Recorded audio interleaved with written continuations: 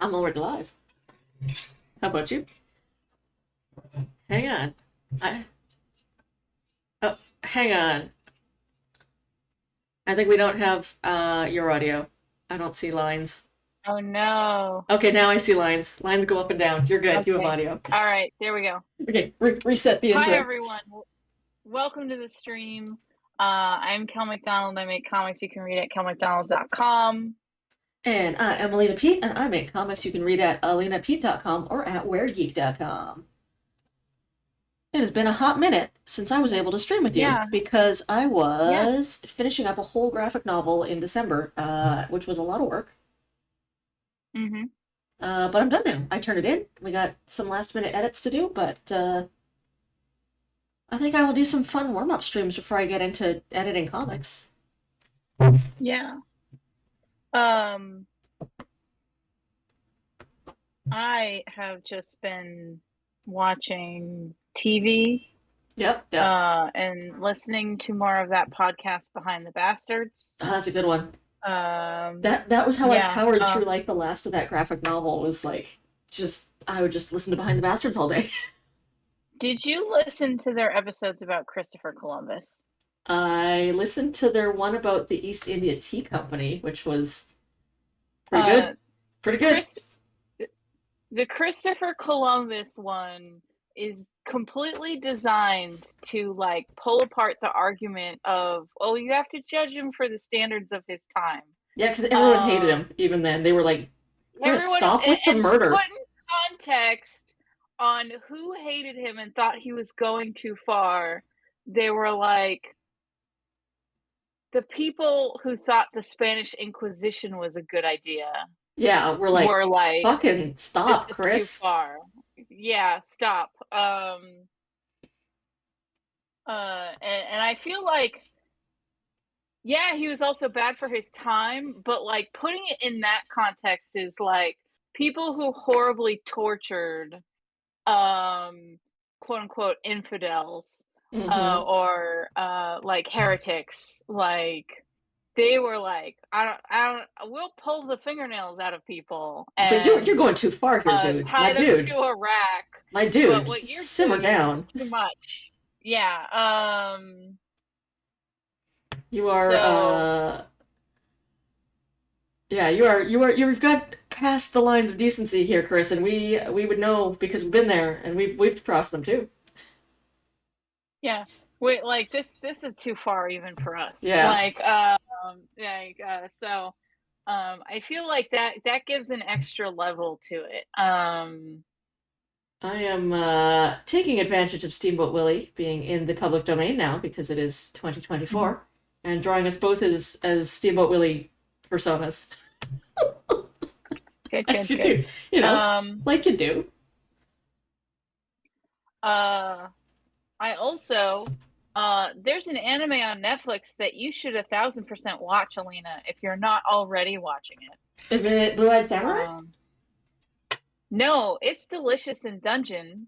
Oh God, yes. Um, I used to read the Dungeon Meshi manga, so I'm very excited about that one being on Netflix. yes. So it's like, Alina, you need to be watching Oh God, it's Dungeon, like okay, so Delicious Dungeon. Yeah. I tried watching Food Wars for the good drawings of food, but that show is so uncomfortably horny. Like I can't even I watch it like when I'm that alone in the Dungeon apartment. Meshi is horny for Senshi, the dwarf. Absolutely. Yes. Absolutely. Um, They that's are a bears friendly show. yeah. I it's good, good. My favorite is I always forget how to pronounce his name, the Hobbit guy. Oh yeah. I don't know How because far did you I get read it. in Dungeon Meshi? Uh like 5 volumes in. I don't remember. It's been a while. Did you get learn his backstory? No. Did you learn that he's a full-grown adult? Amazing. Good. there is a part where they all get turned into different races. Right. And you get to see him as a human, and he is the like sketchiest looking middle-aged man as a human. And you're like, what the fuck? I And, thought you were a kid. and it's Nope. like it's like I knew he was a scumbag, and that's why he's my favorite. Good. This I love a I scumbag. like I would like that episode too because I'm a fan of a body swap episode, and I know this is like race swap, but it's still Yeah. it's like And it's that. fun You because gotta deal with being a whole ass after man that now. chapter, after that chapter, the author actually did like a sketch that was like what would they look like as like it was like a grid, so it was like human, dwarf, elf, half foot, gnome, and then drew Yeah, every single character as all of them. So amazing. You look a little more Sonic than Mickey Mouse, but I'm not changing it. I've committed to it. that's fine. That's fine. It's a real fine line between Mickey Mouse and Sonic. Yeah, that makes sense. That checks out. I guess Steamboat Willie, not Mickey Mouse. Come at me, Mouse. Uh, Let's do some trying to fun think of. art just for fun. I also re-listened to the audiobook for The Goblin Emperor. Oh fuck, I love that. Have you Okay, read that's that? that. I've not only Have read you it, read I've read it about 15 times. No word of a lie, because it's my comfort book. Like if I'm having a really rough okay, time, I just go and I watch yeah. that. So have you read the sequels? Yes, I read the first sequel, not the second one. Okay, so there's two sequels now. Yeah. I got both the sequels, like I had owned them for a while, just never got around to reading them. And the Mm-hmm. reason why I re-listened to The Goblin Emperor is because I listened to the first sequel and I was like, I don't know who any of these people are. Should I know Yeah. who they are? I'm gonna re-listen to um The Goblin Emperor, and I Yeah. feel less bad about not knowing who all these people were because the main character of the sequel is kind of a minor-ish character in The Goblin Emperor. Yeah. Yeah. Um, A really cool one, but definitely like a C plot at yeah, best. yeah. Um, One of my and favorite so yeah, things so about the Goblin Emperor is that Sethrus, his awful cousin, doesn't get redeemed. yeah, And in fact, he tells him, he's no, like, "Yeah, no, no, I don't. You'll all if you're here, I will always be worried about you plotting against me. So I need you gone. I won't punish you yeah, unjustly, but I can't have you by me." yeah, And I was like, "That's some good boundaries. Well done." yes, yeah. Um, I like the part where he's talking to his shitty cousin's wife, and Yes, she's like, "Well, why don't you like give him a nice position?" And it's very clear that she does not know what the fuck is going on between absolutely. them. Yeah, and she's just like, "Yeah, I don't understand why you're being so unfair to him." And Maya actually finally loses his shit and is like, "I am being exceedingly fair because I have not Yeah, murdered this this, man." yeah, like if I was gonna be unfair, he'd be dead. Listen, I have unlimited power now because I'm the emperor, and this man abused me for all of my childhood, so I am I being also like very fair. that. Um, so I like that the guy that was behind the airship explosion. Yeah, The flaw in his plan is that he just forgot the king had another kid. absolutely. Like, Absolutely. uh, I also love that it's one of the and few steampunk novels to actually acknowledge that, like, listen, this time wasn't great for the working class folks. Like, this was yeah, prime kids work in the factories time. and I also like really like that um when he talks to the people that built the explosion, the bomb, they're like, "No, we didn't make a mistake." Like, Yes. No, no, we meant to we murder the emperor. we And we meant to did. do this. And I like when he talked to the final guy that he was like, it's okay. You can execute me because my plan worked. Yes, I've already Um, changed the course of history. People now, have um, an emperor, a goblin for an emperor. So I've changed history for the better. Your policies yeah. are better for women, Well, and and they're I better for like that minorities. it's specifically like it's not that he's a goblin, it's the fact that he's willing to share power. Yes. Um, and because not every goblin would do that. Oh, absolutely not. But I mean, the yeah, Marovar is like, I seized power and kept it for years yeah. because I'm a power hungry Um, bastard. so yeah, so and I like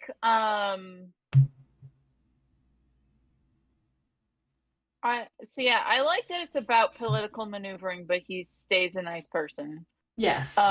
Um, So I I don't know do. how hooked into book discussions you were when steampunk was first becoming a thing in like literary circles. But I mean, I always bounced off of steampunk because of yeah, the Victorian aesthetic. I'm not as absolutely. enamored with that time period as Yep. other people are. Yep. I mean, same for a But lot of very I'm native reasons. you yeah, know.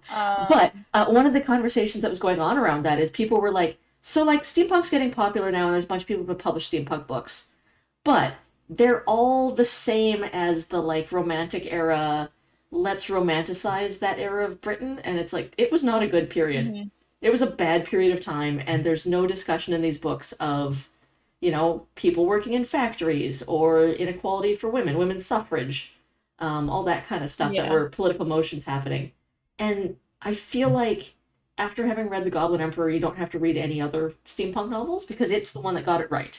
It was like, listen, yes, we're talking about the upper class, so you get to look at sort of their luxurious lifestyle, but we're not romanticizing it. We're in fact showing how shitty it Hmm. can be, and the various struggles that those in power still had to deal with, and the troubles of the day, like suffrage and racial tensions and workplace accidents and workers' rights battles are involved in that and touch even the emperor. So Hmm. I like that they didn't shy away from that or romanticize the luxurious upper class. Yeah. I like the dude. So I liked the sequels being about the dude who can talk to the dead. Yes, I he's like very good. that while he does occasionally get called in to solve a murder, he is mostly called in to be like, um, we can't find the will. Or I liked Yes, in the you didn't read the second sequel, did you? I didn't. No, just the first one. Okay, then I won't say the other thing that I liked. Cool. Um, so yeah, so it's I like that his day to day is more like dumb shit rather than like murders and Yeah, stuff. I And I I like like that as that. well. Like he said, he has to deal with the fact Yeah, that he's like, my living situation's kind of shitty, and I have to pay rent. yeah. Um,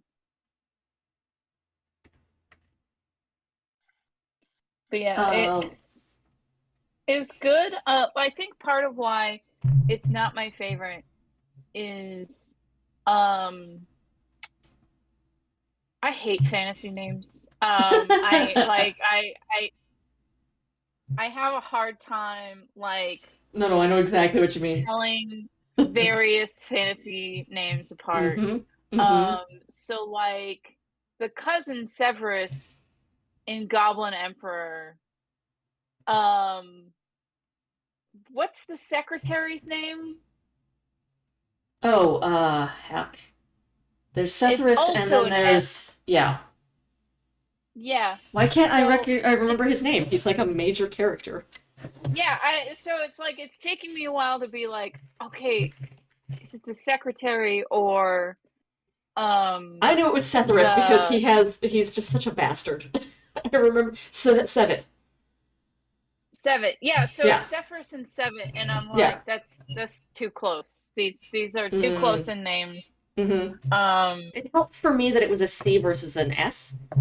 I will Oh, often well, because I'm conflate listening to names that have the audiobook. similar names. Oh, okay. Yeah. It's an Arwen versus Eowyn thing. Like, Yeah. I hate Yep. that their names sound so similar. What about Sauron and Um, Saruman? they're the same person. Like, Somewhere Lane's head just exploded. well, I think I don't mind that one because plot-wise, they're the same person. Yeah, it's true. Like, They're the big they're bad. they're they're They're the both same bad dudes. function, and yeah. What? So they're working in tandem. And that's like Tweedledum and Tweedledee, but serious and evil. And also they're never in the same, like, it's very clear which one's which because one is like banished and trapped and powerless, and one is actively fucking shit up. Absolutely. So Absolutely. yeah, so whereas um we're talking about court politics and like opinions of people, and it's Mm-hmm. like, yeah, I have to go to the bathroom. I'll be right back. All right. While you are doing that, I will be quietly amused by the reunion of my Sunday games cast. We have like half of the cast here currently.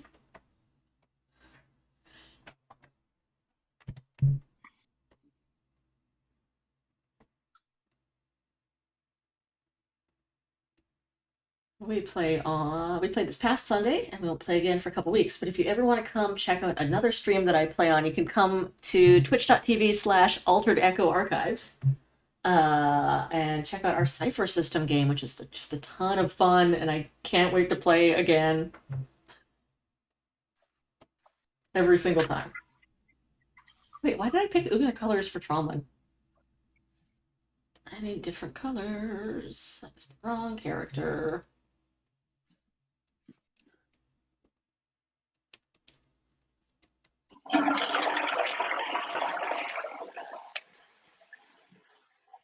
It's weird. I've gotten really bad at posting that I'm streaming before I start streaming ever since Twitter died. Or at least it's dead Yeah, to me. I'm I'm trying like, to get back in fuck the it. habit. Yeah. Also, I have triumphantly returned from the bathroom. Hey, welcome back. Uh Yeah, I don't know. It but yeah, feels like if I post it on Blue Sky, nobody sees, but like I have half as many followers on there now as I did on Twitter. So maybe I should um remember that it exists and and there are post from time to people time. that are actually looking at it. Yeah, exactly. um And like cool folks who are doing cool shit. I love Blue Sky because folks I follow in there are like authors who post little snippets of what they're working on or artists who are doing work in progress, and it makes me feel part of the creator community. I'm like, yeah, cool people out there making cool stuff. This is why I do this shit. uh All right, so go back to I'm horrible with fantasy names. Yeah. I realize part of why I never got into high fantasy prose is because of that. Mm-hmm. And also, I while listening to more and more fantasy audiobooks, I realize that I have zero patience for made up words that don't actually tell me anything. Mm-hmm. Mm-hmm. Um, Mm-hmm. like, I understand, like, if you're writing from a character's perspective, you need to, like, have them um use the words that would be in their world. Yeah. But like I was listening to the audiobook for The Lies of Lockamora.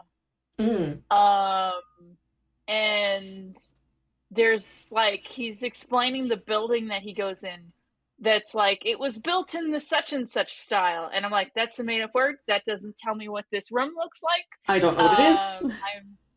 I'm annoyed at you for wasting my time. Like, Oh, I'm just gonna throw some world building at you, and you can make it up on your own. And you're like, can I?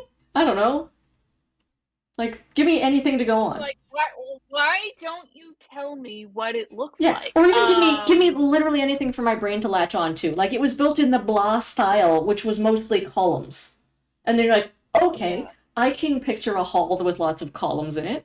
What? Foos is here too. Holy crap. Hey everybody. Like my entire stream is Um, here tonight. I love it. yeah. Lies of Lockamora is a fun book series that peters out really quick. Mm, Like the premise, I feel like it's a lot of wasted potential. The first like two books are really good. mm-hmm, mm-hmm. Um, because it's supposed to be that they're a group of thieves that are smarter than all the other thieves. Oh, Um, interesting. so they're really good con men, basically. And I'm like, I can get into like fantasy thieves doing their heist or whatever. Yeah.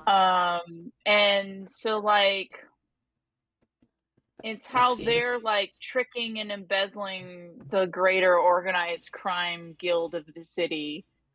Cool. Um, and um, but like, so what's fun is the main character has like an ex-girlfriend and like she keeps getting hinted at and like talked about as this like big like heartache and like she was better at him at thieving than in every way. And so he's basically annoyed that his ex is better at him At all the things. um at all the things. Mm-hmm. And then she You know what, shows dude? up and Suck it she's the up. most blah character, Oh no. like um and then it turns out that he's like the secret chosen one of thieves. And I'm like, Oh, you just that's boring. ruined this. That's boring now. Yeah. Yeah. I don't give a shit who the secret Um chosen one of thieves is. I want to so know more yeah, like about I your don't give a sordid shit about romance that, situation and but your cool ass girlfriend who was talked up real good, but that turns out to be shitty because she's not written well. well, yeah, it's definitely a she's not written well. Like it's a like Yeah, yeah. What was this book series called again, yeah. so people can avoid it? The Lies of Lockamora. It is fairly popular. Gotcha. Um, and I understand why, I because the first book is pretty fun. Like, um, so the first I book is looked at like, my oh, go ahead. the first book is like them having a face off with a rival gang, while See, they're that's doing a fun. heist, and I'm And doing like, cool cool, that's heists. fun. Yeah, That's great. yeah, As like, start as you start getting the chosen one shit in there, your little eye roll, you're like, no, no, go back to a fantasy world where it's just like petty people doing crimes at each other. That sounds fun. yeah, yeah, like, so yeah, it's like we're doing a heist in a world where there's magic, and I'm like, yes, do Fuck that yes. more. Love Like, give that. me more of that. I want I that, want to know please. about all their heists. Yeah. Yeah. Their heists and their sordid love lives. That's all I need. Thank you. I Uh, found a really cool thing, or not a cool thing. I was going through my reading list for last year because I read mostly on my reader this year, which meant that it kept track of it for me. And I was like surprised because I had read more fantasy than I thought I had. I tend to read mostly sci-fi. So I was mhm, like, oh, there's actually a fair amount of fantasy titles in here. But almost invariably, unlike because I quit fantasy years ago, I was like, ugh, I'm not interested in fantasy anymore. It just feels repetitive. It's always some like, mhm, oh, you're a little farm boy, now you're the chosen one. You have to go on a quest, and your sexy lady companion will they or won't they? It's just like boring and repetitive. mhm, And I got tired of it, so I started reading more sci-fi. And then in the past couple years, I was reading more and more fantasy, but it's all by people of color. So the mhm, couple of awesome fantasy books I read this past year were like a couple of really cool ones set in like ancient China, or there was one in mhm, Japan, one which is the Tea Magic series. I think was super fun. That was one of my favorites of the last year. And And even a lot of the sci-fi I read was like, okay, this is all POC written or written by women. Hmm. And I was like, so maybe the problem was not that I don't like those genres, but that those genres were too white male dominated, and they were Yeah. not Um, filling my the things that I wanted to see as a reader. I don't give a shit and what white guy hooks up with the pretty blonde lady. I think that's why I'm usually drawn to urban fantasy, is because since urban fantasy is supposed to take place in like our world, Yeah, there is less of like I'm throwing words at you that mean nothing. yeah. There's And a shared sense of reality. You're like, yeah, I know what it's like living in yeah, Chicago. yeah, I know what a car looks like. You don't have Yeah, to like, explain to me how cars work or in your universe. even if it's just like alt history with magic. Did you ever read the Bartimaeus trilogy? No, but I've heard of that one. How is it? Yeah, so that one was one that I liked a lot. Partly because the narrator is a demon. Good. So the way magic works in their world is you are summoning up a demon to do a thing for you. Mm. Um, and but most people can't see demons. So if someone does a spell to like levitate something, what they're really doing is they have an invisible demon holding the pot in the air. Amazing.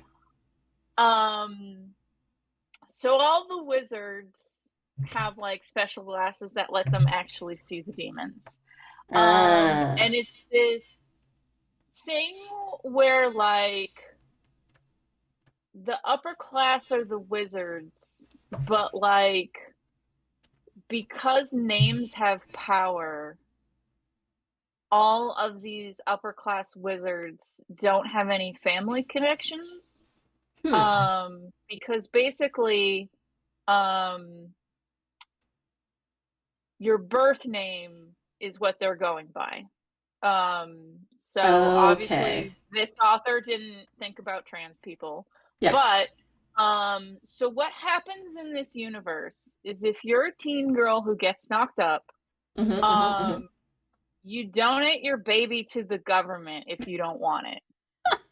Um, and Hi, government, please so take you this you child. name the baby, but then the birth certificate is almost immediately destroyed.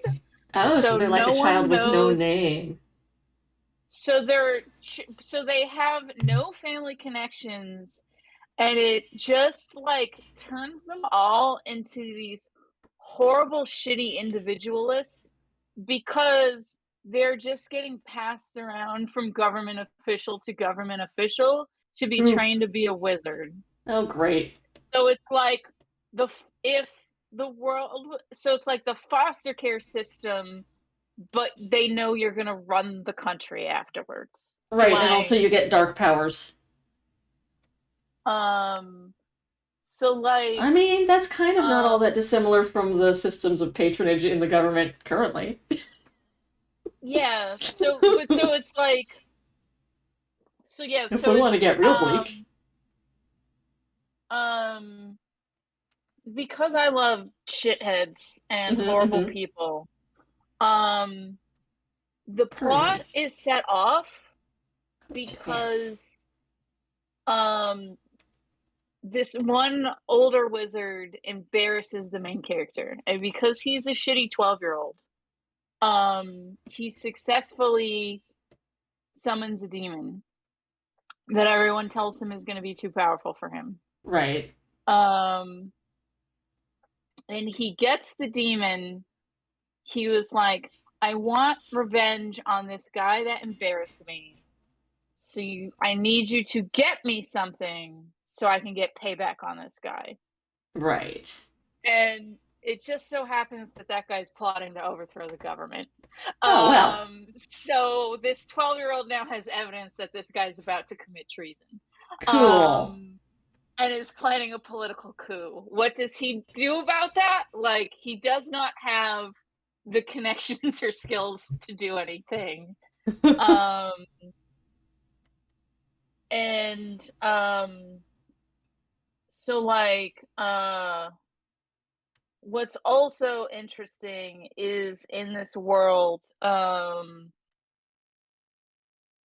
basically, um, empires rise and fall in this world, because one place becomes, where all the wizards like want to go because that's the place that has all the tomes and the best magic or whatever, Mm. and gets to be the ruling class. But apparently, when enough wizards are in an area, people start to be born immune to magic, so the demons can't affect them. Oh, fascinating. Like a magical So, immune system to against wizards. yeah, so what's actually been happening over and over again through history is this shitty wizard ruling class congregates, and then the lower class gets immune to their powers and overthrows them over and over again. That's fun. Um, I like that. so the main character of the second book is a girl who's immune to magic. Gotcha. And so it's like the place that it takes place right when um things are about to Kick like off. the wizard government's about to be overthrown basically. Good. And then Seize what's the also means of neat, magical production. yes, basically, Yeah. and the narrator is the demon that the 12-year-old summons. Like he's the narrator through the Oh, whole cool. series. Cool, cool, cool. um so he is this super powerful mystical being that has to take orders from a shitty 12-year-old. That sounds like hell. Yes, it's very fun. Um, but yeah, I think that it's interesting because even though it's a YA book, it's kind of talking about how being raised in that like cutthroat, shitty, individualist environment turns everyone into these shitty, horrible, abusive, power hungry people because they sort of have to be. Um, but I liked that. I thought that was a fun take on magic compared to um other stuff. But to go to my urban fantasy comment is like it takes place in their equivalent of modern day London. Mm, And the guy actually put in thoughts of like, so if magic works this way, they would still need like electricity because only like the 1% ruling class has magic. right. So, like, your average So folk has to cook and. and there's stuff that a demon can't do. So Yeah. like cars exist. Oh, that's interesting. Like, So Edwardian slash. I guess basically just Edwardian because it's still kind of some of the Victorian ethos.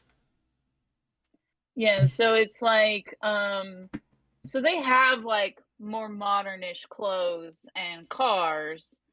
Um it kind of feels like the 50s or 40s like Interesting. aesthetically. Cool. Um but yeah, so it's interesting because it's like, well, they would still need some shit. So Yeah. um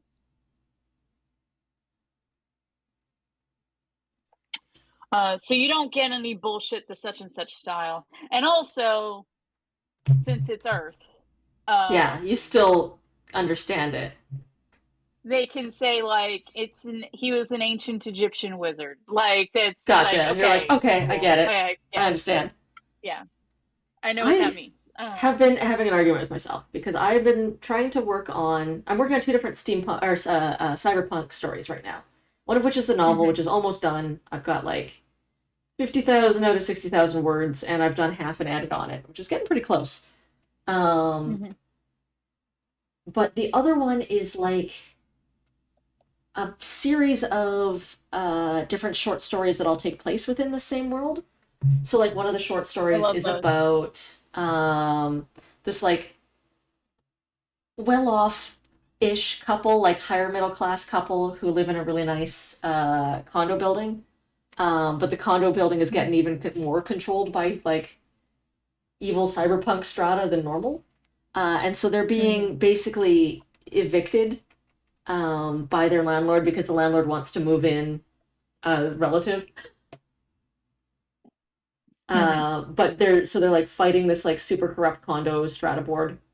And then the other one is this group of queer rebels who are living basically squatting in abandoned buildings at the edge of town. And one of them has befriended this like biohacker who is trying to make Mm-hmm. insulin out of her car. Because all you really need is a bunch of yeast. So she's been driving around and like making and selling insulin to people who need it. But all of her shit's breaking down and she's trying to get these people to help her fix it. So I was working on that and I was like, this is fun. There is a story that I was writing for it that sort of implies that magic exists or that there are magical people like hiding out in it. And I'm like, I don't know if I want to bring magic into this cyberpunk world. I like a crossover. Like, obviously, one of my favorite settings is Shadowrun, which is like magic and cyberpunk. And I like that crossover, but I know a lot of people really like their cyberpunk more realistic because it's supposed Be to be a just commentary cyberpunk. on today. Exactly. Yeah. And I'm like, I don't know. I'm doing this mostly to amuse myself, and I might spin it off into like a webcomic project, Mm-hmm. or at least some kind of like audio drama or something like that. Like, I like the magic story, but I could cut it entirely and just focus on the cyberpunk. But then, am I going to have fun with it? And if there's one thing I learned after doing Were Geek for so many years, it's that like you got to be having fun with it, or it just gets really stale and becomes arduous. Yeah. I've been doing reader questions, and someone asked me if I was gonna do continuations or prequels of Sorcery 101. Yeah. And my response was a clip from BoJack Horseman, which is when BoJack meets with the Spider Lady, Jill Pill, Mm. about her. He says, "What about your play?" And she goes, "That that's done, that's over, a thing that happened that happens no longer." Like Amazing. and, and that's like that's my reaction to, are you going to do more Sorcery 101, whatever. Yes. It's a thing. It um is over. It is done. it is done, it is a thing that happened that happens no longer. Absolutely. I posted that because I've been posting these reader question answers on Fridays. That is the one that got the least amount of likes. um But it is over. It is done. a thing that happens no longer. I love that, like, a thing that happens no longer. Yeah. That's a great like turn of phrase. It's dead. It's dead to me. The thing is, like, I get it. Fans love your stuff. They love that particular thing. They invest a lot of their time and love Yeah, into it. And I don't want to be like, listen, I did it for so long, I kind of hate it now. But like, that's it's just the not that truth. I hate it. It's that, like, City Between is designed so that way, um because the thing, like, I realized the reason why I wasn't having fun with the mundane parts of the City Between, I mean, Mm-hmm. of Sorcery 101 world, is because it wasn't different enough from the real world. So Mm. part of why the City Between is the way it is because not only do I get to make up my werewolf vampire rules, Yes. but also And your I magic get to rules. make up, I can also make up, like, what is the state of their capitalism, what is the state of, Yeah. like, their society, like, Absolutely. Honestly, that's what I've been having a lot of fun with the cyberpunk story. Is like It's like our world, but worse, but better in a couple of other ways. And the world building of that's just really fun. I feel like I might be annoying the person who has asked the most questions in my reader questions, because they also asked if City Between World was a utopia or a dystopia, and I was like, Mm. it's neither. Like, Mm-hmm. It's just it's its own world. It's they on were its like, thing. evidence that it's a utopia is the cops have badge cams to prevent police abuse, and I was like, if you think badge cams Stop prevent it. police abuse, Yeah, they just mean that there's uh slightly more accountability, but not unless the those in charge want there to be. well, it's also, there's reports of like, now that cops have gotten used to badge cams, they're Yeah, like, well, if I hit him from this certain angle, you can't see. it looks well, or it looks like he did this when he didn't. Yeah, Or yeah. you, yeah. So, and I was like, the main thing that is brought up in the beginning of the Dead Deception is that Connor frequently doesn't have his camera on when he's supposed to, or that Yes. there's frequently interference with his camera. And it's like, Connor is smart, but he's not that smart. He's not like a super genius. Like, he No. just This is has just a thing that figured all out, cops do yeah, sometimes in this yeah, universe. It's like just like one of those job things where like, oh hey, if you do this and this, you can get away with something. um, and I wonder if it's like, do I have to go harder that Connor is bad because he's a cop?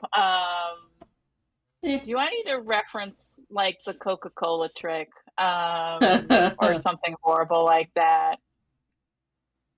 Um, there's a lot of people that learned about that from Discworld, Mm-hmm. Mm-hmm. and it's like, yep, oh, it's the Discord, or some people who they're so unaware that it's a thing that they thought it was just an intimidation thing, like, because Vimes asks for a ginger beer and the guy thinks he's gonna get tortured with it. Yeah. And then Vimes just drinks it, and And he's it's like, like ooh. people thought that was all that it was, and it's like, no, the reason why the guy is scared because another cop did the real version. Mm-hmm. But Vimes isn't like that. Yeah.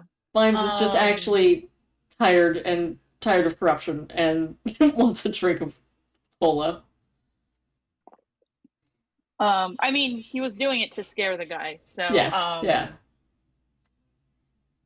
He's aware that the system works like that, yeah. but he is So not going to take part in it. yeah. So yeah, there's several like posts I saw on the Discworld Reddit where someone is getting the actual what ginger beer Coca-Cola trick is used for. Mm-hmm. And that is some heinous ass shit. Mm-hmm. Um but yeah, but really evidence that it's a utopia is you can get a free tiny apartment. I mean, right? Yeah, in our capitalist hellscape, Yep. Well, that's the thing. So, like, one that of the is things better. I'm doing in my cyberpunk snippet story is that Mm, it's like an alternate universe to ours. So it's at roughly the mm, same time period. But corporations were able to dig in and get rid of a lot of regulations a lot sooner. So, like, the corporations basically own all land. And you have the choice of being wealthy enough to afford to rent for your whole life, or you work for a corporation that provides company housing, which is a good incentive to keep you indebted to working for their company because now you can't afford to live somewhere else. mm-hmm. Or you're like the characters while they're writing the one story about who are like, They're squatters. yeah, you basically all people have to squat anyone who's below a certain income level squats and just puts up with the fact that they will get evicted from everywhere they live eventually and lose a bunch of their shit. Mhm. That's just how the world is, right? Yeah, that's just what I Which think is is the norm. which is not far off in some of our cities. Yeah. Certainly. So I don't know if you heard the news that this week here in Canada, where we have like this super crazy, ridiculous cold sweep coming through in Edmonton, which is now controlled by our crazy far right, or in Alberta, is now controlled by our crazy far right. In the city of Edmonton, they decided that they were going to do a sweep of a homeless camp and take everyone's shit and burn everything while it's minus 40 out. Cool. Yeah. So that's not good. And while they were doing that sweep of the homeless camp, there was a native journalist who was there doing a story with the people being like, listen, we have a high population of homeless native people. Let's talk about that in the news. And the police assaulted her and arrested her. She was like, listen, I'm a journalist. I'm allowed to be here. You can't kick me out of here. And they threw her to the ground and just They broke her don't care. wrist. And yeah, exactly. They don't give a shit. So that's cool. That's cool. Love that.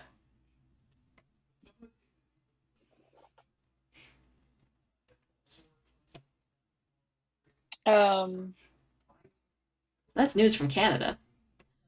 That's nothing to yeah. go in here. Well, there's other news that I saw from Canada that maybe be like, this is news. I'm gonna type it to you because it involves a cartoonist I don't like. Ooh. Um, uh, Oh boy. I'm excited to see this now.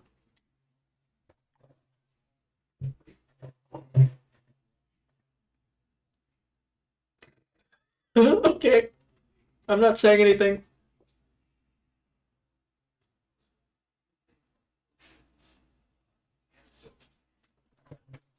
that's it. That's it. That's. I was like, this is Wow. news. Okay. Sure. All Yep. right. Cool. Canada, y'all. Yep. I was like, there's nothing else going on in Canada you can't tell me about. No, that's our big news. Yep. On positive news, so I was back in Saskatchewan, which, for those of you who are unaware, basically Canada's Alabama. Uh, Alberta is Canada's Texas. For the holidays, I was back there visiting family. Um, and there was a full-on land acknowledgement on the radio, which was lovely. Oh, I was just that's driving good. around listening to some rock music, and they were like, "Hey, this is the wolf, and you are on Treaty 6 territory, home of the Cree, Anishinaabe, Lakota people." And I was like, "Shit, that's me. That's me. It's my land. I'm here. It's Yeah. great. You're damn right. This is my land. Shit." That made me very happy.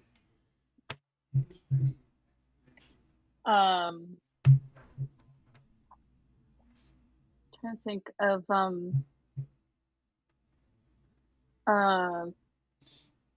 for all my complaining about made up words, I was like, this is why I like fantasy movies and comics a lot, but Mm-hmm. why I'm not as into fantasy prose. Yeah. Um, uh, and it's just because you're throwing made up words at me. Yeah. Well, and some of Explain the them words. aren't made up well, so like Yeah. it's hard for them to stick in your head because it's too much like a different word, or it just doesn't work. I saw a funny thing going around Tumblr that is like one of the main editors of the Star Wars books like is trying to remove all references to the real world. Like whenever he's editing them, like so they can't say milestone. Oh. He told there were more examples, but basically He's like, no, that's He's too real a world. infuriated that in one of the movies, Obi-Wan says touche, and like France it's doesn't like exist. it's the losing battle of trying to exercise, Our world. like yeah, like just turns of phrase that like we have for some cultural thing. Um, See, I love and it's CJ just Cherry for that. Um, because there's one of the books, her thing when she's writing sci-fi is basically, she's like, if it wouldn't be out of ordinary to the characters, I'm not going to explain how it works. So, like, I don't need to explain how my warp cores work. It just works. They're on a ship. They fly in space. Like, that's not a big deal. I'm not going to go into that world building level. Um, but also, I'm not going to drag down the story by inventing a bunch of terms that the audience has to keep up with.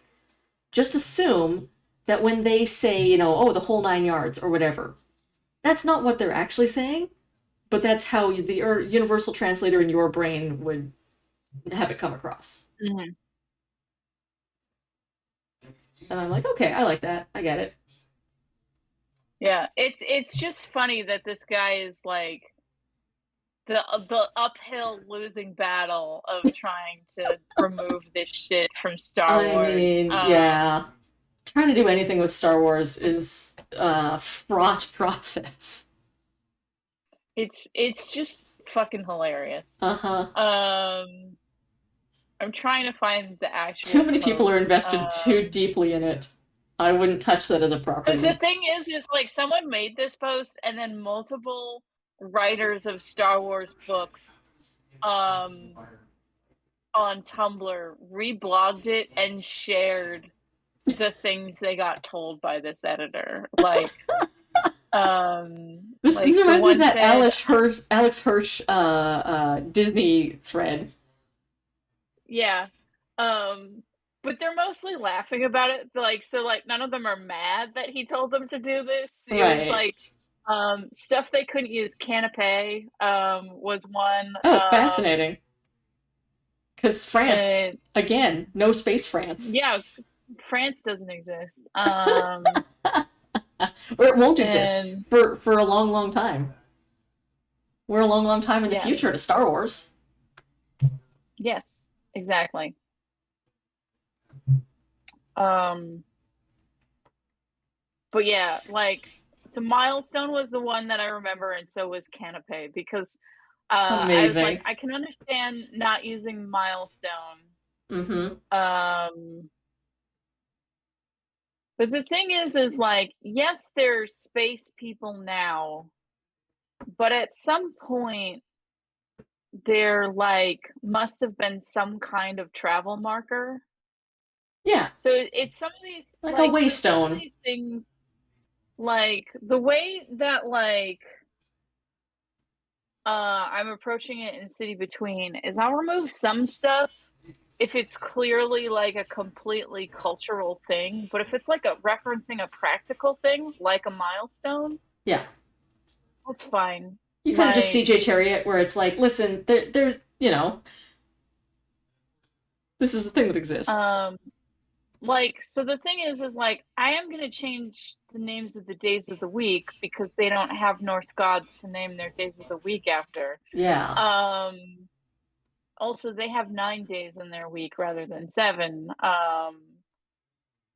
But it's stuff that's like, and obviously they can't be like Jesus Christ. And Yeah, he didn't. uh, He didn't exist. yeah, There's no nothing.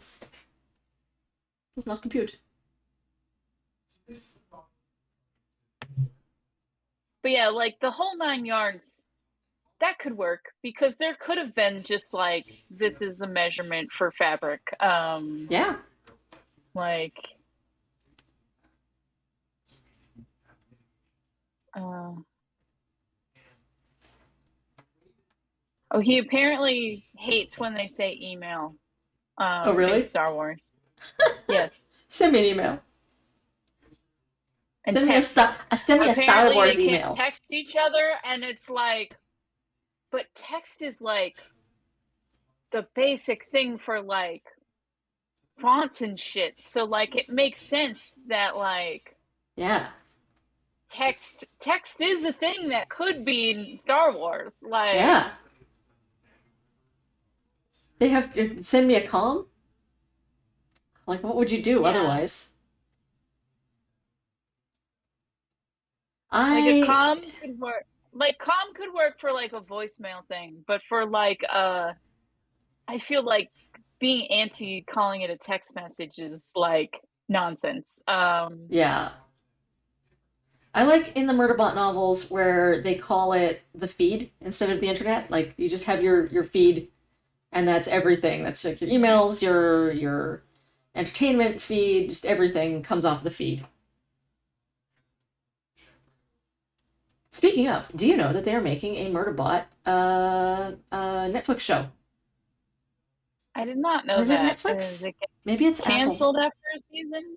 Who knows? Um, I'm really you excited know though. what? If it's Apple, that makes more sense because they're Yeah. very bad at promoting their shit. Yeah. There I think it was a might be joke. Apple.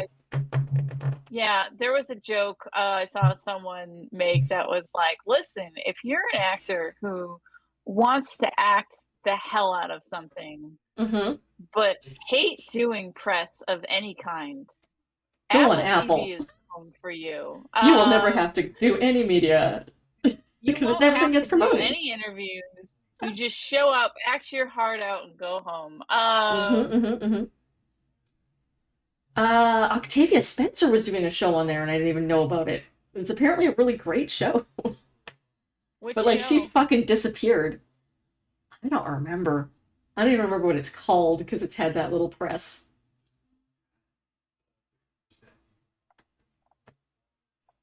There's one show on, like, I need to turn my Apple TV thing back on because there's a couple of shows on there I want to watch now. Mm-hmm. Like they've built up a catalog. One is about like the aesthetic of the show is like retrofuturism, and main guy, is selling real estate on the moon. Oh, So because of the retrofuturism, you think it's plausible that there is real estate on the moon to sell. right. But But then then he's more just a and con more doubt artist. sets in that maybe this guy is actually just a con man and there aren't actually houses on the moon. Amazing. So like it's using the like world building The retrofuturism uncertainty. to like surprise you that this Nice. dude might be full of shit. Good. And Like, I is was he a like, con that's a man, isn't good he? use of world building. Yeah, Like, I like because if that. you don't know what's possible, like that person who has a 50 suburb house has a flying car. So maybe there's suburbs on the moon. Like, Yeah, but that's fun. That's a good concept. yeah, so I want to watch that one. And I was interested in For All Mankind, but Jesse Gender just put out a video that I was like, oh, maybe I don't actually Maybe want to maybe watch give it a that. miss. Right. Um, seems like it went very yay capitalism. Oh no. Oh no. That sucks. And girl boss future. Hmm. And I didn't watch a lot of new stuff over the holidays because we were trying to mhm. introduce my nieces to the Muppets. And I really wasn't sure how that would go because I'm like, our generation has good memories of the Muppets. We grew up watching Kermit and Miss Piggy, and I specifically remember the Jim Henson Hour on like Canadian broadcasting every Sunday Mhm. night, and I would be like, "Don't turn the channel, it's my favorite." We would watch The Fraggles and Storyteller and Dog City, which is like such an underrated Henson production. Um, Mhm. so I'm like, I don't know how to play with this generation. They, watch a shit ton of TikTok, and they have different tastes than we do. Their jokes are different. My niece is just going on 10. But boy, did she ever fucking love The Muppet Show. She was very, very into that. She also really loved Return to Oz, which was a weird one. I was like, I don't know if you want to watch this. I know you did, the Wizard of Oz the play, and you're really into the Wizard of Oz now, so we can try watching it. But like, it's a sequel, but it's kind of spooky. She's like, no, I like spooky shit. I love Sans Undertale. I was like, it's a little spookier than And Sans, but sure. there's no trans characters in it because the No, adapters are cowards. they were cowards. Yes. Give us tip. But I did watch a lot of Jujutsu Kaisen because I was sick for several days because my nieces are tiny germ factories. I watched some of Jujutsu Kaisen, and my main takeaway is it sure is a shame for Jujutsu Kaisen that I saw Chainsaw Man first. I know. They are like, very thematically similar. Yeah, it's like I could be watching Chainsaw Man right now. Yeah, but there is no more of it, so you could just watch Jujutsu Kaisen. I could be reading Chainsaw Man right That's now. True. That's true. There is more Chainsaw Man. Yeah. He's reaching self-actualization. Good. That dumb boy that I love. In Jujutsu Kaisen, he has a teacher who's equally dumb. I love his teacher. He's such an idiot. He's like, okay. Your friends who like you think you're dead, and I've been hiding you in a basement, making you watch shitty TV for like a month. We're gonna bring you back in the middle of this competition, and it'll be a big deal. And your friends will like be overjoyed, and it'll give them extra heart to fight hard and win. And as soon as he set this up, I was like, oh, okay. So it's a thing where they're like doing a fight against the other school, and his friends will be losing, and then he'll come in and save the day or something, or like cheer them on, and they'll be like, whoa, okay, very anime. No. Minor spoilers for anyone who hasn't seen Jujutsu Kaisen. No, his idiot teacher, who I love, is like, here's how I'm gonna do your big reveal. I'm gonna stuff you in a wheeled cart, and just before the competition is gonna start, you're gonna pop out and just say hi to your friends, and they will be overjoyed and not at all traumatized. So guess how that goes? Not great. Not good. Not good at all. And he's all like shocked, and his dumb idiot teacher is also shocked that it didn't go well because they both thought that was the best plan in the world. Love them. Idiots. While searching for this Star Wars post, I have instead found very good dog comics. Oh. That I'm going to share with you now. I like a good dog.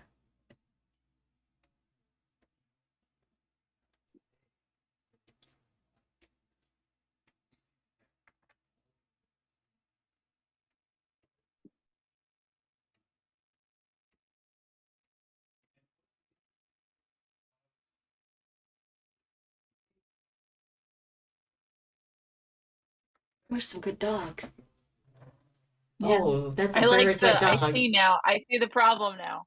I can't read. Yeah. And I like the dog that's floating its face going, heck.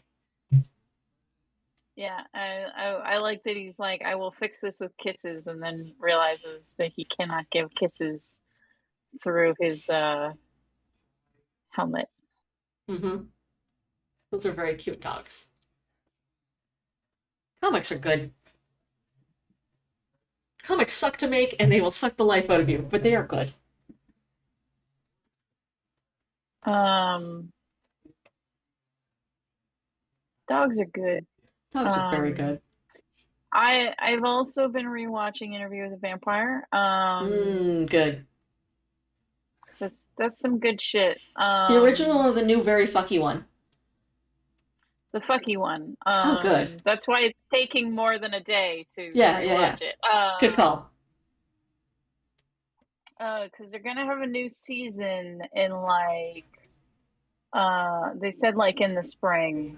Right. Um, It's real uh, fucky.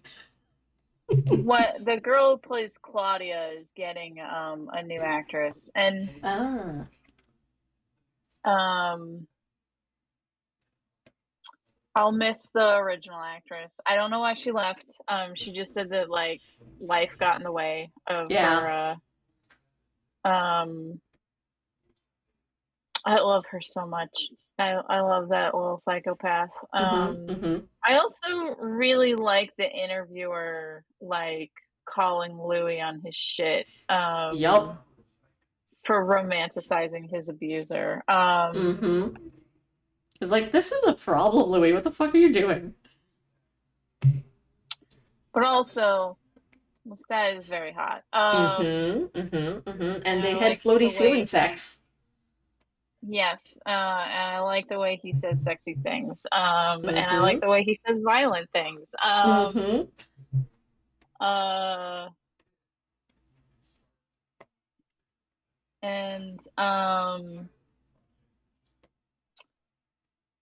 but it struck me while watching it. My two thoughts were like, will they be powered by nanobots? Yeah. Yeah. I'm And hoping the no. other thought I had, I assume it will get canceled before they get that far, I but would it would be assume. very funny if they did get to they're powered by nanobots. Um, the other thing is, so the band Savage Garden Yes. Yes is a reference to the to the vampire vampire Lestat. stat. Mm-hmm. Mm-hmm. Mm-hmm. Um, and last time, something that they were big nerds about Yeah. had a TV show that was a period piece. Mm-hmm. When said TV show got to the 90s, Yeah. Savage Garden had them like, please Mwah. use our music. Amazing. Good. As it should be. If you don't know what show I'm referring to, the end theme for the fourth JoJo is a Savage Garden song because Savage Garden Hell loves JoJo's yes. Bizarre Adventure. Good. Um, so Fun fact about Savage Garden. they yeah. Actually, it's just the name Savage Garden. There was a nightclub in Toronto in the 90s called the Savage Garden after both Savage Garden and Okay. the Vampire Lestat. And in that club, it would shut down every Tuesday night so that a bunch of LARPers could come in and play a vampire. Well, no, it wouldn't shut down, but it was vampire night, and it was like the back room is off limits. You can't go in there, regular folks, but you can come out and dance on the dance floor. And you couldn't go in the back room because that's where the LARP was going on, and so everyone in there was pretending to be a vampire. And if you were playing a vampire, you could come out and dance with somebody for 5 minutes, and then you would refill your blood pool. Nice. Which I thought was a very elegant way to do That's that. great. This is Yeah. beautiful on all fronts. Right? I support them in their LARPing They're interview with LARPing. vampire endeavors. Yes. Um uh did you ever read the utterly uninteresting adventures of Fred the Vampire Accountant? No, and I I desperately thought I want told to. you As about soon as you told me okay. about it, I was like, this is my jam. I love vampires who are dumb. Like I love them deeply. Have you read Life Sucks? The Yes, comic by I yeah, First Second? yes, where he works at a convenience Yes. store. Yes, I I have read it. love that. And his maker is like, I used to be someone in the old country and now I just play poker all Mhm. night. It's so good. Yeah. They're such bad at being vampires. It's my favorite. My favorite kind of vampire is a shitty vampire. Well, vampires are a metaphor for capitalism, so it makes sense that they would Absolutely. have their minions run a shitty all-night convenience store. And get robbed and Um, shot because they're going to because exploit they're not gonna get hurt by it. So yeah. and it's like a young brown boy who is being exploited. So, that tracks for real life. Is he brown? I thought I know his girlfriend His is. roommate is and his girlfriend is, but I thought it was implied that his girlfriend only dates white guys. Hang on, am I remembering this wrong? I would have to reread it. Because his best I know friend that is they like watch this. telenovelas together. Yeah. Um, I thought he was a maybe brown he's a dude. Maybe white he's not. passing Hispanic guy, but I thought his name was like Steve or something that sounded really white. Maybe. What is this guy's name? He could be anything. I'm looking at a drawing of him now, and it's like, oh, who Yeah, is this dude? and Okay. His name is Dave. yeah, so I was like, that's a real white guy name. That's a real white guy So name. I assumed that he was white because his name is Dave. Oh, it's Dave Um, Marshall. Yeah, that does seem. yeah, Maybe I'm mixing up him and his roommate. yeah, his roommate. I think his roommate's black. Or just really dark-skinned Hispanic. Yeah. And his girlfriend's definitely Hispanic. Yes. Um, and then shitty surfer dude vampire is his Is like nemesis. a super, super white dude. Just very Aryan. Mhm. Such a good comic. I highly recommend it, everybody. It's a great comic about being a shitty vampire. Vampirism is a metaphor for capitalism. Absolutely.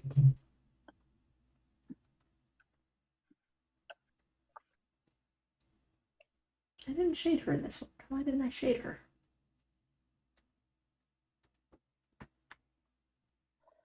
Alright, let's put some shadows on this one.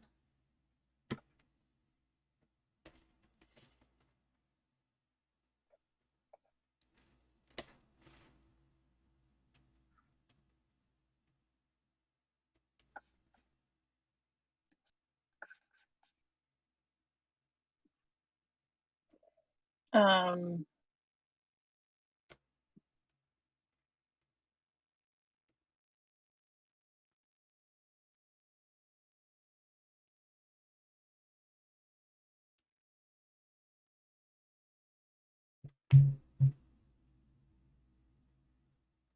Oh, jumping back to the Murderbot miniseries that's mhm. coming out. So in the Murderbot novels, Murderbot's pronouns are it and its because it is not human.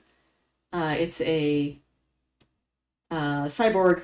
It's like a being that has Mhm. been made with an amalgam of human neural tissue and mostly computer bits. So it does not consider itself human. Desperately is like I do not have a gender. I do not have those parts nor those desires or feelings. Do not gender me. And so I was like, I wonder who they're going to cast. And so they cast Alexander Skarsgård, who was my favorite shitty vampire from True Blood. Mhm. Um, and I was like, okay, he's a pretty masked dude in that one, but I hope they androgynous him up a little bit for Murderbot, because I assume he will be largely Um, in a helmet for the first bit.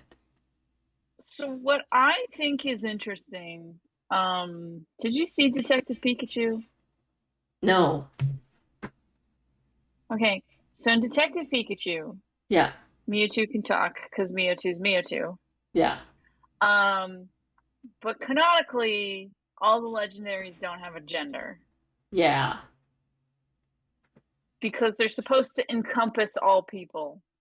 And yep. apparently, what they did for the voice acting um, for Mewtwo is they hired two actors and then Like digitally comboed the melded their voices. voices together. Like, Cool. yes, they hired a guy actor and a lady actor and meshed their voices together. Oh, that's rad. Um,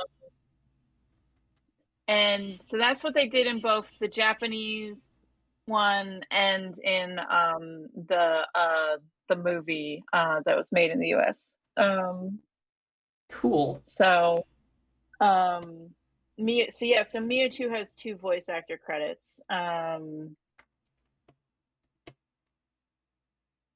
And it definitely also gave it, like, an interesting, like it was slightly echoey, but, like, since they're, like, a legendary and this super powerful being, it added to, like, the otherworldliness, Yeah, so that's cool. that's cool.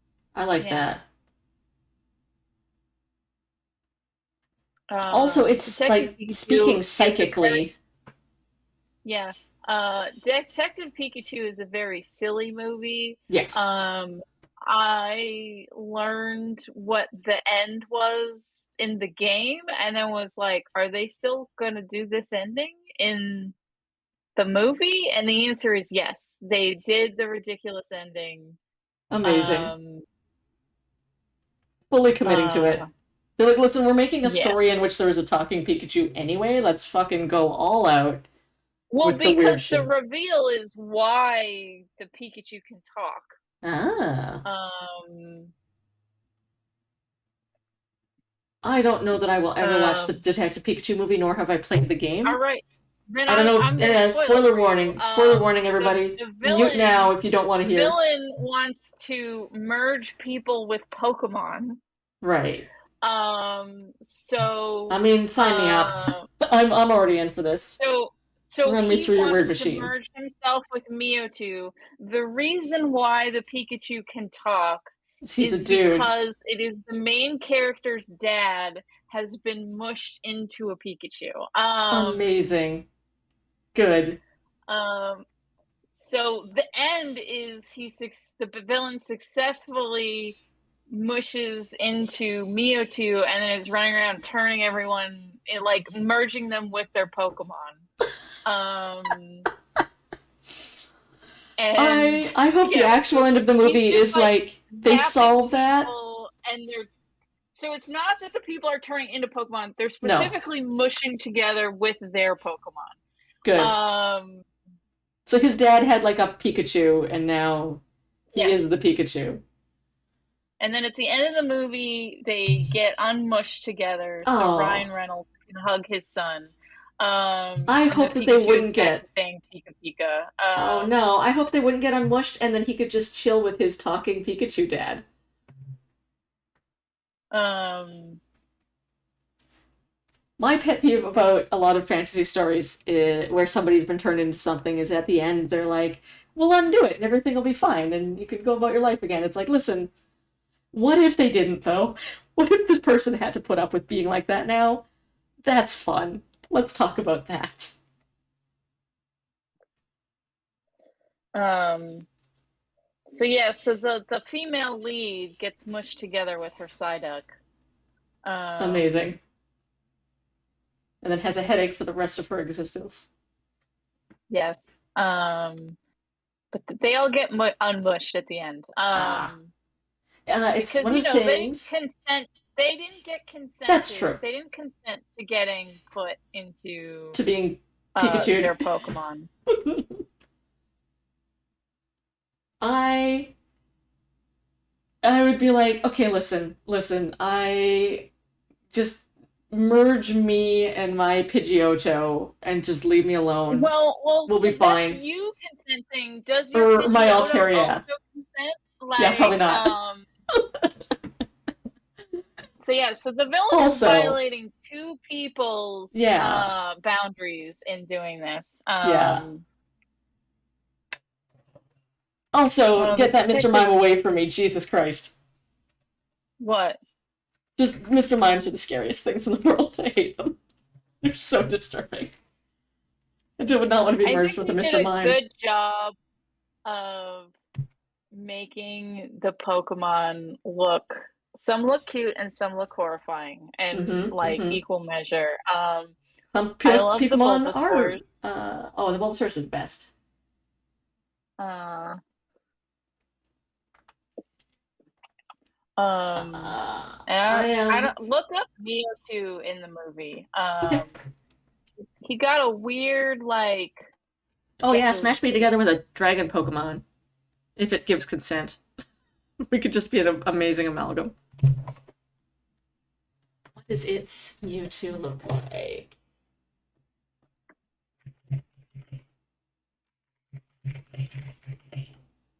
Detective Pikachu.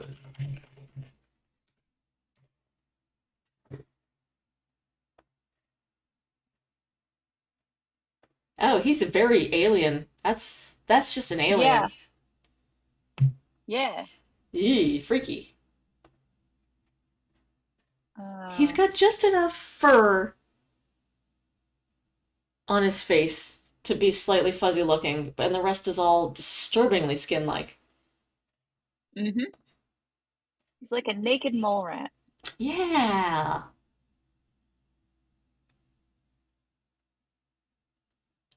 I Fascinating. also like Snorlax in Detective Pikachu. He's just in the background. He's blocking traffic. Um, Good. As good he joke. should be. Uh,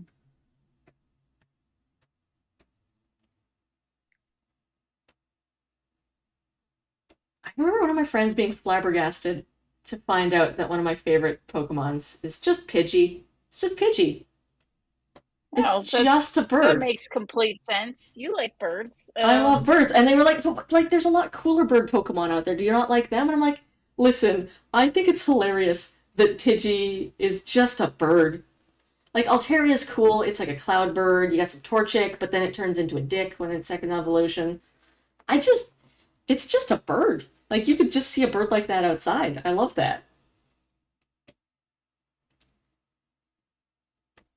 So there, I sent you Snorlax. Oh, night, Evie. I don't know if they're still around.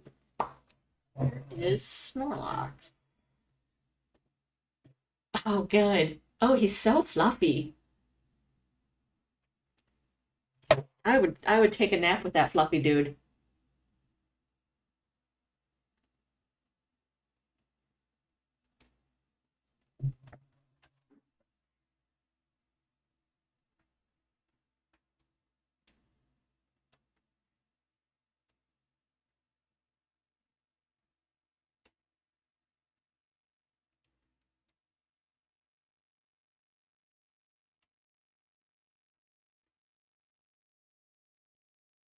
Here's some good Growlithe. Just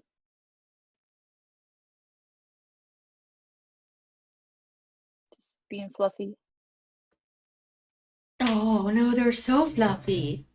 That's a good boy. Is that a Charmander with that dude too? Or is that Pikachu from Yes, behind and I don't see the yeah, ears? that's a Charmander. Good. That is a Charmander.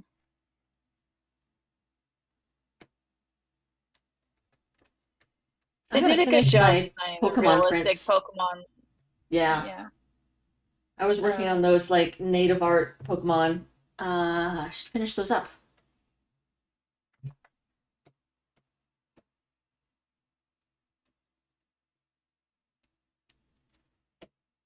And then I gotta figure out a way to do and there's a prints for a bunch of different stuff that I've drawn over the past year. It's hard to get a good screenshot, but there was a fight between a Gengar and a Blastoise, and the Gengar looks suitably terrifying. Good. Is there a Squirtle with sunglasses?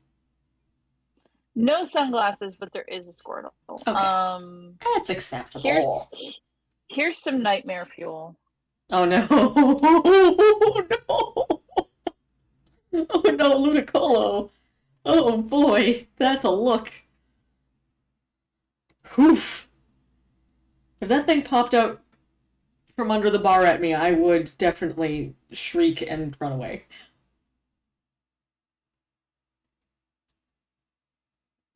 Is there a Pidgey? I mean, there's multiple Pidgeys. Like there's constantly Pidgeys flying in the background. Good, because they're just birds. That's like, is there a pigeon Yeah. in New York? Yes, correct. Good. That's how it should be.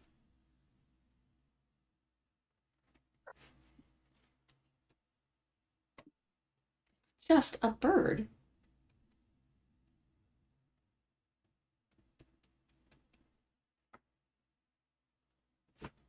Um, yeah, it was a fun movie. It was very stupid. There's a part where sad Ryan Reynolds Pikachu tries to sing the Pokemon theme song, while not bursting into tears. Does he want to be the very best? Like no one ever Yeah, was. best if he's singing while he's being sad. Oh, I want oh, to be the very best. And then he goes, "Oh, you're my best friend," and then he starts to cry in the world we must defend.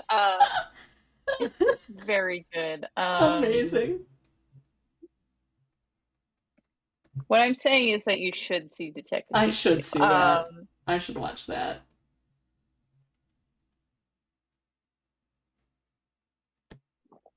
I, before the break, had, because I'm trying to finish off Reservation Dogs season 3. And I had been putting it off and putting it off and putting it off because several of my friends, including Maggie, for whoever from my stream is still on the stream right now, had sort of warned me. They're like, "Listen, when you get to the episode with Dear Woman, like it's gonna be heavy. It's about residential school. There's a lot of stuff going on, so like prepare yourself." And so I was like, "I really want to watch it. I really want to finish it off, but like, I don't know. I'm in the mood for something that heavy right now. Oof, okay." And then eventually one night I was like, you know what? I think I'm in a mood. I'm in a place where I can watch that now. So my partner and I sat down. We had like some bannock and we watched that episode. And it was heavy, but it didn't hit me as hard as I thought it would because I was like, oh yeah, no, like this is nothing new for me. I've known about residential school abuses since I was like 5 because my grandpa was really open about them. So it was actually not as like just destroy you an episode as I thought it was going to be, which I was grateful for. Yeah. I didn't need to be emotionally compromised. I like the effect where the nuns are speaking like gibberish. Yes, me too. I also like that they didn't show what abuses were going on in the priest's office. You're just like, no, if you know, you know.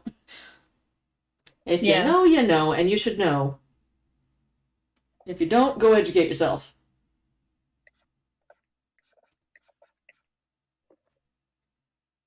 I'm now working my way through the end of the season. I just watched the one where it's their parents or grandparents back in the 70s. Yeah, the flashback episode. Yeah, that was a good one. Favorite episode. That was a really good episode.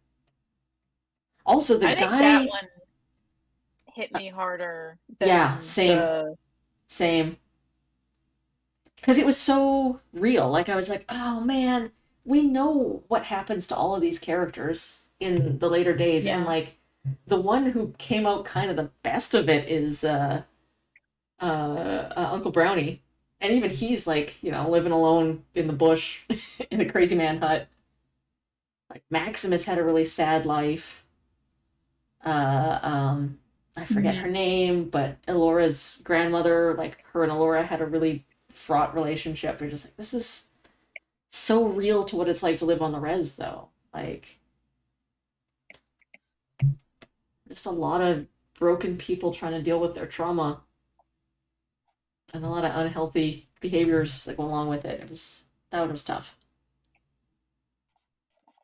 And I think it was like it hit me. That one also hit me harder because it's like they know something's wrong with their friend, like medically.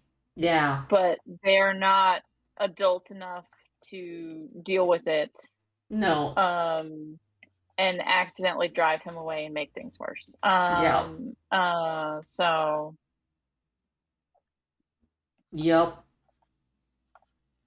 And they all had so much potential when they were like young and like, I'm gonna go off and do this. I'm gonna go off and do this. Yeah.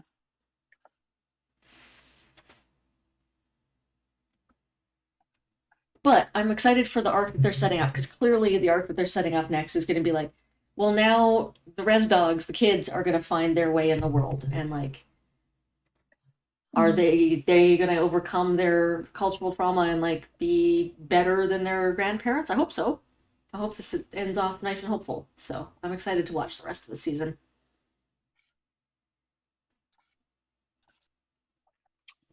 It's good. I like the way it ended. Yeah, I'd heard that it was a really solid ending, so I'm not like, dreading it. Oh boy. And I've really enjoyed the writing all season. Oh my god, the writing is so fucking good. Oh, night, Joel. Um, yeah, all of my like sort of complaints are just more nitpicks. Mm-hmm. And mostly about Alora. Yeah. All right. But yeah.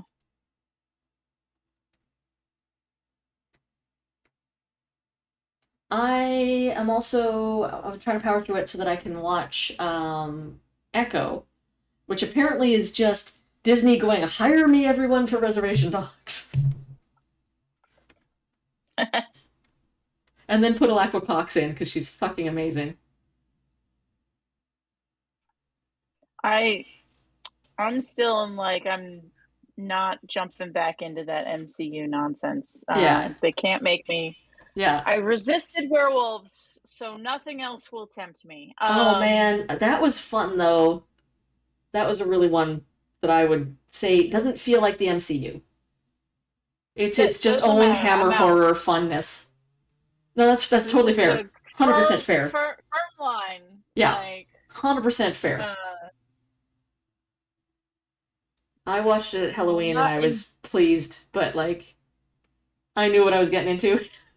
I knew it was going to be Hammer horror and not superheroes. And I'd heard it didn't play well with a lot of audiences because they were like, I thought it was going to be superheroes.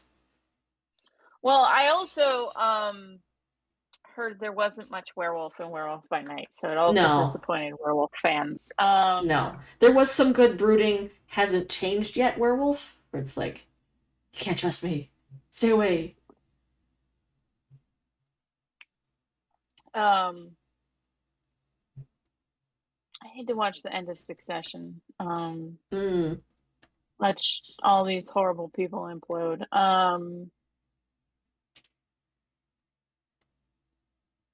Uh, a YouTuber I really like had some complaints that they sort of wish it ended like 2 episodes earlier. Oh, yeah. Yeah, because apparently, like, not the last episode, but very close to the last episode is the funeral for the shitty patriarch of the family. Yeah. The Rupert Um, Murdoch. and it's like, even without seeing it, I can understand why that probably should have been the end. Yeah. Because it starts with them worried that he's gonna die. And that's the through line of the whole Yeah, thing.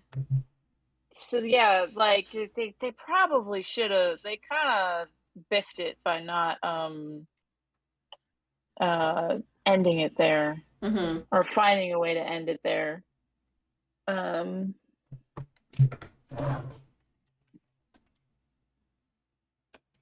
and I heard the Percy Jackson show is really good. I'd heard that too. Several people I've Um, been listening to were like, yeah, I would give that a watch. It's real fun.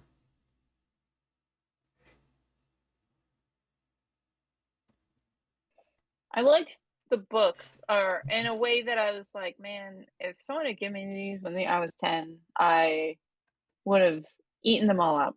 Yeah. Um, Yeah, I remember you recommending them to me because you're like, this was written for kids who who have are ADHD and are yeah. dyslexic. Yeah, and And other it's one books of are those. just not fast enough to keep their attention spans. This is the thing is, I don't even think it's fast. It's more just like there's an action that interrupts like stuff. Yeah. Um, and because like a lot of the time the action scenes are not moving the plot forward. Yeah. They're just happening because we need an action scene right here. Mm-hmm. And so like that is my criticism as a writer and an adult reading them is like, well, there's a lot of filler here, but that filler is action to keep an ADHD child invested. Which is like totally get it. They knew what they were writing for, Yeah, and like it so just yeah. gave her. It was like, listen, I know my audience, And and I'm going to what's get kids who really wouldn't normally funny, be into books a chance to find a book really interesting and fun. what's really funny to me is I saw the Percy Jackson musical, Mm. um, and because there are so many like filler fights in the book, when part of the problem with the movie is they had to cut stuff but didn't really have a good way to cut stuff. Right. So we then get uh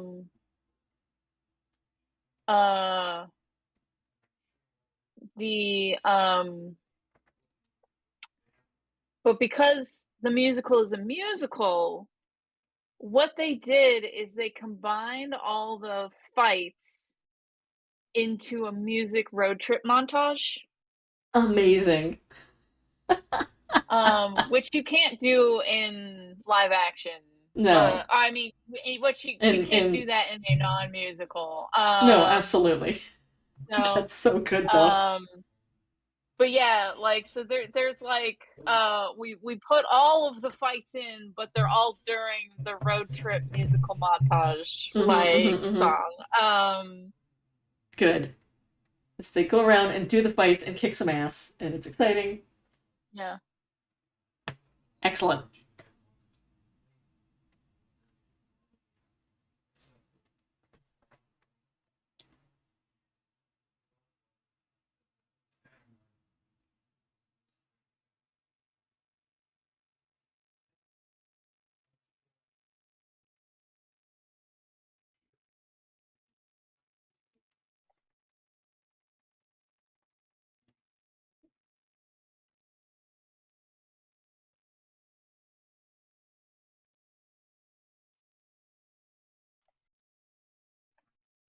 Um, I watched on Netflix Carol and the End of the World, Oh, how's that? which is really good. Cool. It's a little slow, but I really liked it. So I can understand why it might not be for everyone because it is slow. I love slow, Um, actually. I have a high tolerance for so the plot is slower that the action. world is going to end in 7 months. There's nothing anyone can do about it. Right. So there's no like we can stop the end of the world.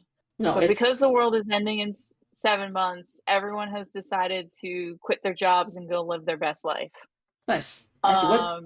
And this show is kind of about you pursuing your happiness. Um, might cause someone to not be able to pursue their happiness. Oh, interesting. So Carol is a character who, if you asked her, how would you spend your last 7 months on Earth? Mm-hmm. She would like to spend them the way she just spent her past 7 months on Earth. Right. She likes her routine. Yep. Um, she likes very simple things. In the first episode, she is sitting in an abandoned Applebee's. Because She's that's where sad she because would she spend can't go time. to Applebee's every Friday night now. Because nobody wants to work at Because Applebee's anymore. yeah, because no one's gonna spend their last 7 months of life like as a Working at waiter or Applebee's. waitress at Applebee's. Fuck no. Even as a Uh, chef at waiter at Applebee's, you're like, no, yeah. Um, my life is not worth so Applebee's. uh, yeah, basically. And also in the first episode, um, she runs into a guy whose wife left him when she heard the world was ending. Mm, Like, so obviously that's a more clearer, direct result. Her pursuing her happiness and best life. He's now yeah. miserable and distraught. because he didn't realize that she was unhappy. Right. Um, and yes, they probably would have gotten divorced if the world didn't end, but Yeah. it probably would have been like after their teenage son Was out of the graduated house. college. Yeah, yeah, Yeah. yeah. So her doing this has now made her ex-husband miserable, but also now her teenage son has to deal with the fact that his dad is just crying on the couch all day every day. Like, Well, on top of the fact that he's like, I won't grow up because the world is ending. yeah, yeah. This is my life. Um, This is all I get. yeah. Um, so it's interesting, like, because it is dealing with this stuff, like, and then Carol finds a office where everyone is pretending the world isn't ending. Like they're showing up to work like that's it's a their 9 to 5 job. that's their happy place. Is Um, just the normal schedule. well, when she's hired, she's told, "Welcome to the distractions." So it's more, these Yeah, are, yeah, maybe it's not their happy place, but it is like, we don't wanna think about the fact that the world is ending. that's fair. I actually And, I like that as an apocalypse. In the anthology I edited about the end of the world, or mhm, people living past the end of the world. One of my favorite apocalypses was the one where just like in the sky, the words "this simulation is now ending" appear one day, and people, of course, like lose their shit and murder each other and run around and scream, whatever, do it all. But it's now been like 5 years that that's been in the sky, and the world hasn't ended yet. So people mhm, are starting to get back on with life. mhm. I was like, that's good. That's a fun apocalypse. Apocalypse So, happened, and then it didn't happen, and now people just have to deal with it. so in Carol and then the world, a thing is gonna hit Earth. So, Mm, like, they can see it getting closer every day in the sky. yeah, Like, yeah. It's not going to happen. yeah. Um, it's like the size of the moon. Right. So, And there's no way to deflect it, so they're like, well, we're fucked. All right. mhm.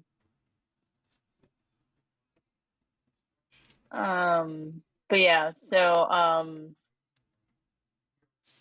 it's fun because it is like going into how would people want to spend their last days, but also sometimes your happiness is at the expense of someone else's happiness. Mm-hmm. And it's no one's fault, but That's just how the world um, works. Yeah. yeah. Interesting. Uh, One of my favorite gags is there's a kid in her neighborhood that's going trick or treating every night. Amazing. Kid's like, listen, I love Halloween. It's gonna be every day is gonna be Halloween until the end of the world. I don't think he knows that the world is ending. He's young enough that maybe he doesn't know. They don't, Right. he just Kids knows that haven't told everyone's him. doing whatever they want, and he has decided that he wants to trick or treat every day. Amazing. Power to you, kid. We love you.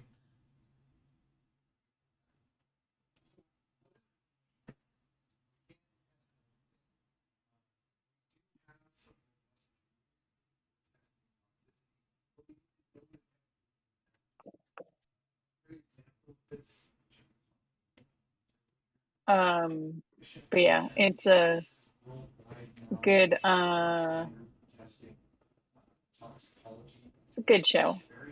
It's also kind of short, so Hmm. Cool. not a huge commitment. People are all like, "Oh, will there be a season 2?" But I'm like, I kind of don't want there to be a season 2. I want it Listen, to the world end is where it ending. ends. Yeah, the world is ending. Well, it doesn't end when the world ends, so theoretically they could have a season 2. Yeah. Um,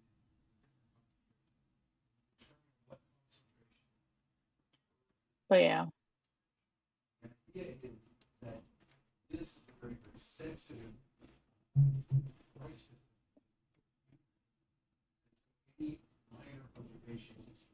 I also fell down a Pokemon YouTube hole.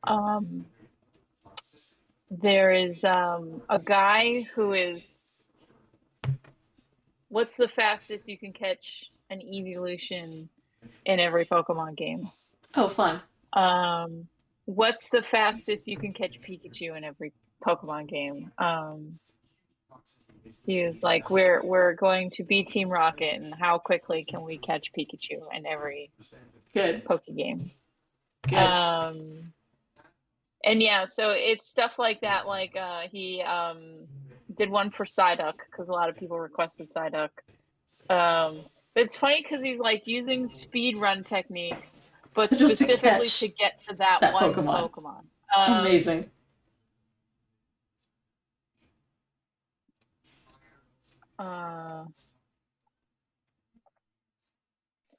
And apparently, can you guess what game has the longest getting a Pikachu? It's gotta be one of the early ones because I remember Pikachu not showing up quite some time. Is it like red or blue? So in Red and Blue, Pikachu is fairly early. He's just rare. Gotcha. So if you get lucky, you can catch him really quick. Right, especially if you're using Um, speedrunning techniques.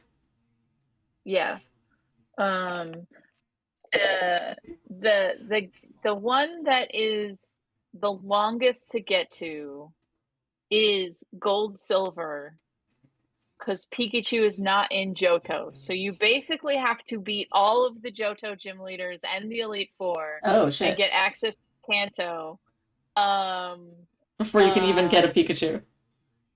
before you can get a Pikachu. Wow. So it took him um, 2 hours and 30 minutes to get Pikachu in that game.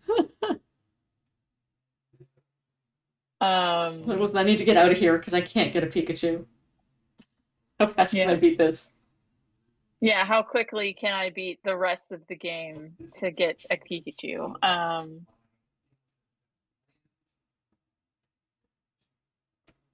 And the quickest getting a Pikachu is obviously Let's Go Pikachu because Right, you are it's given given to a you Pikachu at at the the beginning. very beginning. Here is the Pikachu. Yeah. Can you get a Pikachu in Let's Go Eevee? Yes, in Viridian Forest, so it's in the same place as Red Blue. Gotcha.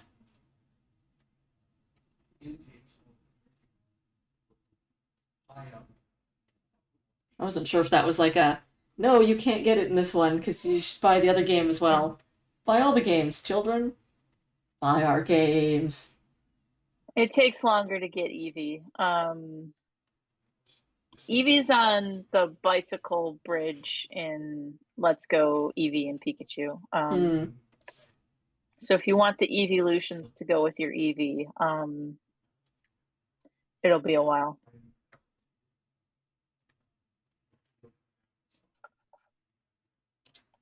Well, it is Did you almost. ever play?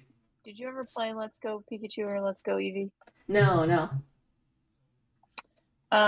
My favorite part is that sometimes Eevee wants to high five you. Amazing. So it's like you get a little bouncy like icon and you click it and it's a close up of Eevee and then Eevee just has his paw up and you have to Aw. tap the screen to To give him high a little high five five. him. And then he Good. moves his paw and you have to high five him again. And then he moves his paw and you have to high five him again. That's very cute. You can also give Eevee a mohawk. Oh, good. I brought a Game Boy and a Switch with me to Christmas this year because I knew my niece was really into playing my Game Boy last year. So she could play Pokemon. And I was like, I want to play too. So I let her play Pokemon Shield on my Switch while I played other games on my Game Boy. And she absolutely loved the mechanic where you just feed and play with your Pokemon in camp. I think she did more of that than anything in the game. I was like, every time I wanted to be like, hey, how's it going? Where are you at now? She's like, I'm still in camp, hanging out with my Pokemon. Good, power to you. I love it. Please continue to do so. Here's Pikachu asking for a high five. Oh, that's cute. I like that you can dress up your Pikachu because he's like got a little outfit. Yeah, you can dress up your Eevee as well. Just a whole little guy.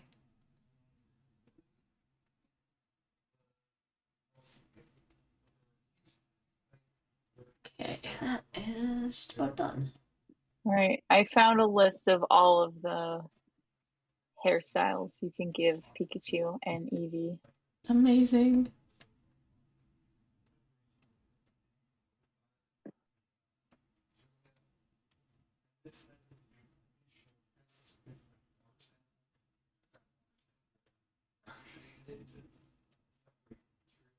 I, of course, gave my Eevee a mohawk. Good. Oh, I like that better. That's a much better color scheme.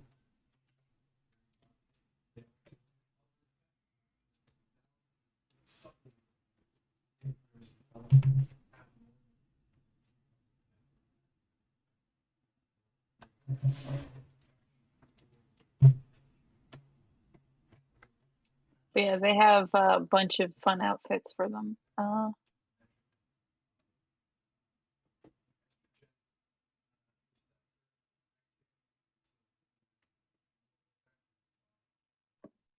I also like that you could ride Arcanine in the game. Good. That's really all I want in life is a giant wolf creature that I can Yep. ride on. Yep. Did you see that the Wolf Riders movie is finally getting made? The Wendy Pini's Oh, Elf Quest. Elf Quest, yeah. Do you think they'll keep that they fucked wolves? I hope so. I don't think they will, but that's some I lore. don't think they will either. I That don't think was they will. that was like the immediate reaction in a Discord chat I'm in is like, do you think that they'll keep the plot point that they fucked wolves? That's why they're like that. And yes, and also and then the other question was, do you think that they will have that one lady die because she was struck by lightning while orgasming? Yes. Correct. I forgot about They, that. I hope they keep all of these I ridiculous hope things. they do. It was like that was practically the first fucky comic I read because it was like in at the library and they were like, "This is in the YA section. Go nuts. Read whatever you so like here." fucky. It's so fucky. It's I it's love the it. 70s. Everything's fucky. Yeah.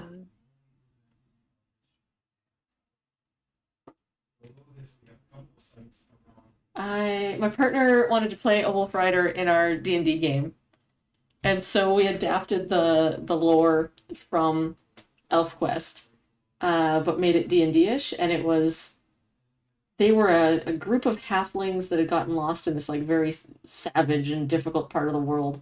And so the only ones that were strong enough to survive were the druids because they could turn into things like a bear or like a Do small bear you anyway, and a wolf. think And they'll so they keep did. the main wolf guy Yep, kidnapping his love interest?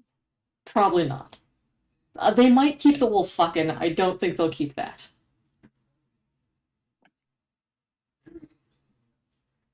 Yeah, I remember I have all the these PCs when they went wild to the shit. village Yeah. and they were like, "Oh, that's these halfling druids have all these wolf companions, and sometimes they turn into wolves and just freshen up the bloodline a little bit. Oh my, let's leave."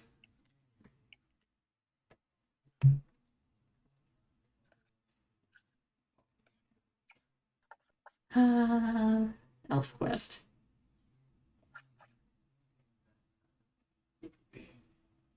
I love it. It's so good. I can't wait to see it. But that being said, it's just about 10 here. Yeah, we should wrap up. I've got a early morning Thanks, meeting. folks.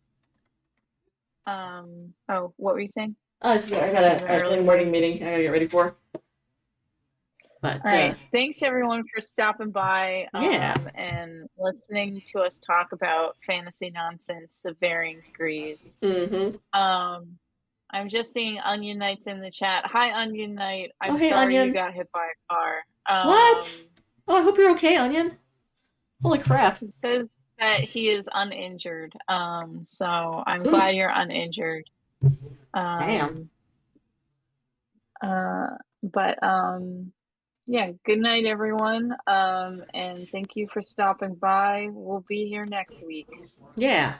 See y'all later.